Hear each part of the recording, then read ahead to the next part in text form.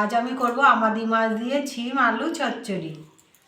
আলু কেটে নিয়েছি, ছিম কেটে নিয়েছি, আর মাছটা কেটে ধুয়ে নিয়েছি। মাছটা আমি হলুদ দিয়ে দেবো, আমি লবণ দেবো না।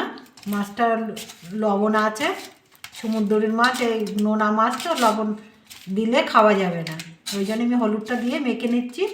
আমি আবার মেখে নিয়েছি, গ্যাসটা জেলে নেবো। ওই গ্যাসটা জেলে কড়াটা বসিয়ে দিয়েছি, আর কড়াটা গরম হয়ে গেছে। আমি এবার সর্ষের তেল দিয়ে দেবো।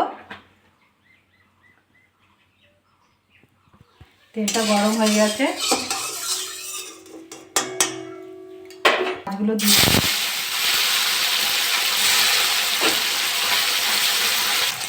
মাছগুলো এক সাইড ভাজা হয়ে গেছে, আমি এবার উল্টে দেবো।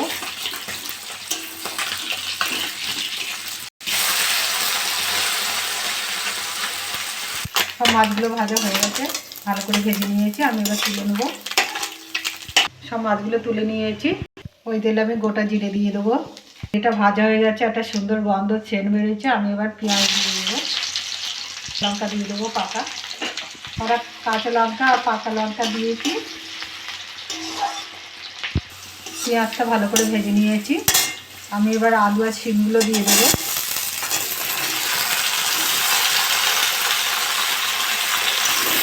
একটু ভেজে নেবো, এরকম করে ভালো করে একটু ভেজে নেবো। আমি ভালো করে আলুটা শিমটা ভালো করে ভেজে নিয়েছি। আদা রসুন বাটা 1 চামচ দিয়ে দেবো। এটা একটু নেড়ে চেড়ে নেবো।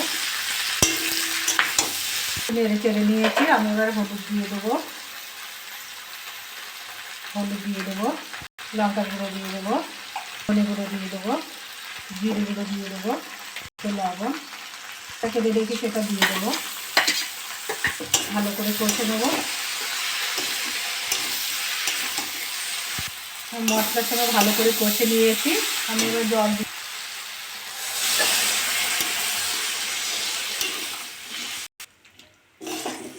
10 মিনিট আমি ঢাকা দিয়ে রাখবো। 10 মিনিট আমার হয়ে গেছে। আলুগুলো সব সিদ্ধ হয়ে গেছে। আলু শিম মাছগুলো দিয়ে দেবো।